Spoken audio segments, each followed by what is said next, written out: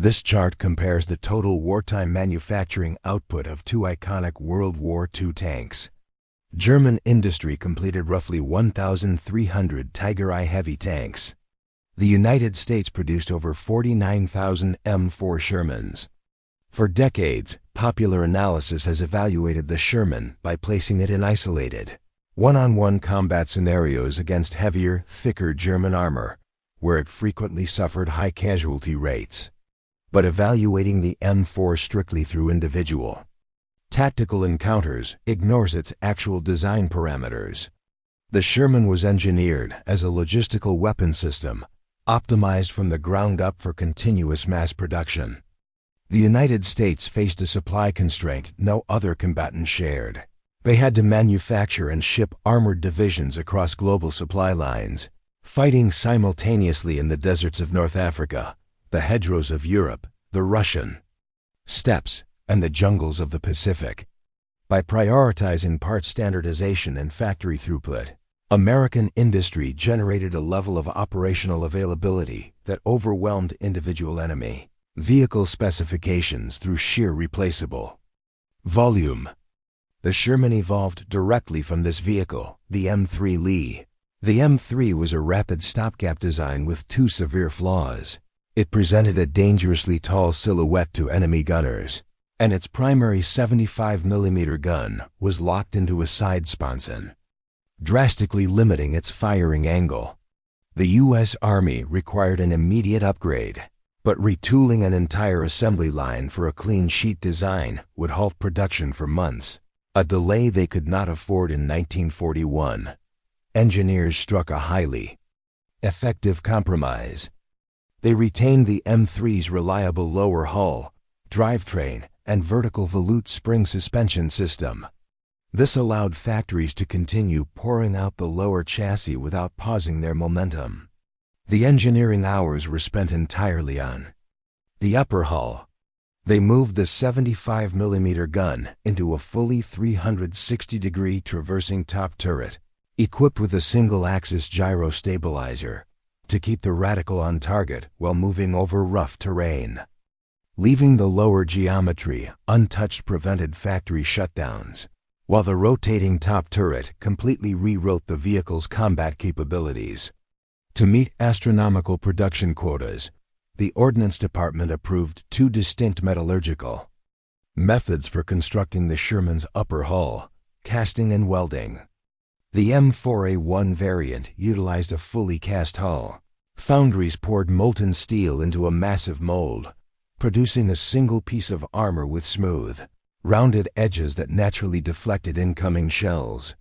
However, casting a 10-ton hull required massive, highly specialized foundry equipment. Only a few American companies possess this industrial capacity, creating a hard limit on production speed.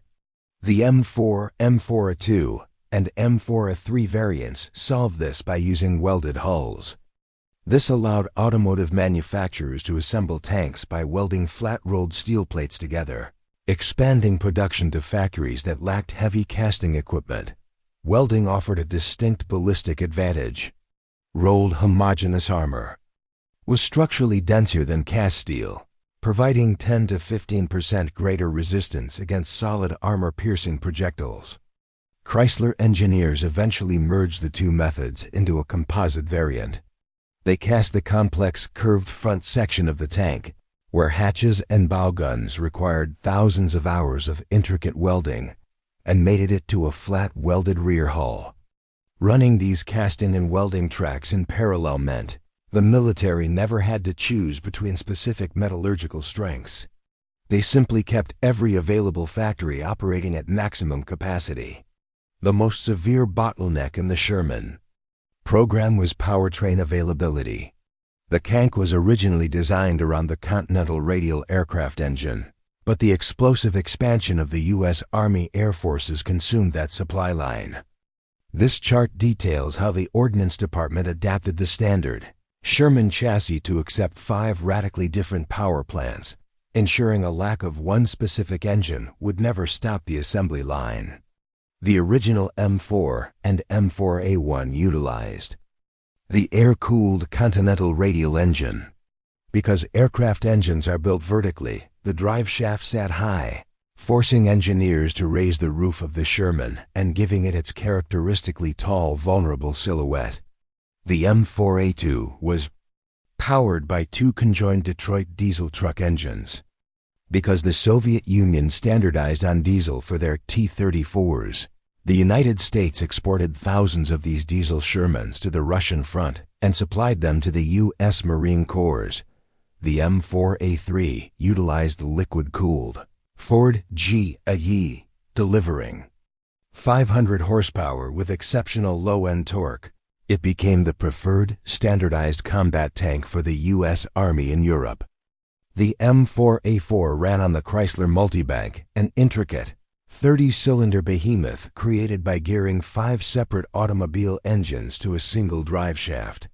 It required a lengthened hull to fit and was supplied heavily to the British under Lend-Lease.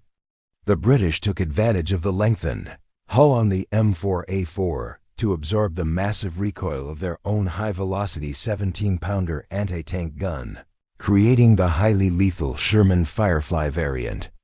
The engineering tolerances required to fit radial aircraft engines, twin diesels, and 30-cylinder automotive hybrids into a standardized engine bay were extreme. What appeared to be a maintenance nightmare was actually a strategic triumph. Adapting available civilian and aviation engines ensured the Sherman outproduced enemy armor by insurmountable margins. The Sherman's technical specifications were driven directly by U.S. armored doctrine. Tanks were deployed to exploit breakthroughs and support infantry, while lightly armored, dedicated tank destroyers were tasked with hunting massed enemy armor. To fulfill this infantry support role, the M4 carried a dual-purpose 75mm gun, firing highly effective high-explosive rounds against bunkers alongside a coaxial .3 caliber machine gun and a roof-mounted .5 caliber heavy machine gun. This setup proved highly adaptable. In the North African deserts, the Sherman's rubber bush tracks gripped the sand effectively and had 5 times the life expectancy of the steel tracks used by the German Afrika Korps. That same suspension system successfully traversed the thick, pulverized mud of the Eastern Front and navigated the steep serpentine mountain passes of Italy and Transylvania. In the Pacific Theater, where heavy armor battles were rare, the Sherman functioned as mobile artillery and an amphibious assault platform, reducing entrenched Japanese positions across rocky island terrain. Field maintenance was explicitly engineered into the design. Entire front transmission housings could be unbolted and removed in the field, and individual suspension bogies could be swapped between damaged vehicles. This modularity allowed field mechanics to weld localized attachments, like the Reno steel teeth used to carve through the thick, ancient hedgerows of the Normandy bocage. Because parts were standardized and accessible, a disabled Sherman could be repaired and returned to the front lines in days, while mechanically complex German tanks with broken transmissions were frequently abandoned in the field. Despite its reliability, the Sherman gained a grim reputation among crews early in the war. Nicknames like Tommy Cooker and Ronson emerged due to the tank's high probability of catching fire when penetrated by enemy shells. The common misconception was that the gasoline engine caused these fires. In reality, the coal clip was the ammunition. Early Shermans stored their 75mm shells in exposed, dry compartments within the side sponsons, directly in the path of incoming anti-tank fire. To solve this, engineers introduced wet stowage. They relocated the ammunition to the floor of the hull and surrounded the racks with double-walled containers filled with water and ethylene glycol. When shrapnel pierced the jackets, the fluid doused the propellant fires. Concurrently, they redesigned the front hull. They replaced the complicated 56-degree glacis with a single 47-degree plate. This eliminated protruding driver hoods that acted as shot traps and provided enough space to install larger, much safer escape hatches for the crew.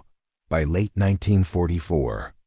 The M4A3E8 models deployed with high-velocity 76mm guns to pierce heavier German armor, supported by a wider horizontal volute spring suspension system that improved off-road speed and ground pressure. The U.S. military deployed these significant upgrades to firepower, armor, and crew survivability incrementally, slotting them into the supply chain without ever halting the primary assembly lines. The compromises made to keep the Sherman in. Continuous mass production had clear tactical costs. The tall silhouette and comparatively thin armor left crews vulnerable when facing the heavy Tiger and Panther tanks fielded late in the war. But its weight and dimensions were strictly bounded by the capacity of transatlantic cargo ships, port cranes, and European bridge weight limits. An 80-ton heavy tank was useless to the Americans if it could not cross the ocean or cross a pontoon bridge. The soundness of its engineering was proven by its longevity. The wide-tracked EZ-8 Shermans fought through the Korean War, matching Soviet-built T-34s, and heavily modified variants fared several conflicts into the 1970s in the brutal calculus of global warfare. A reliable and omnipresent vehicle defeats a tactically superior tank that breaks down in transit. The M4 Sherman secured victory not by dominating single combat, but by weaponizing the American assembly line. It was the ultimate triumph of industrial art.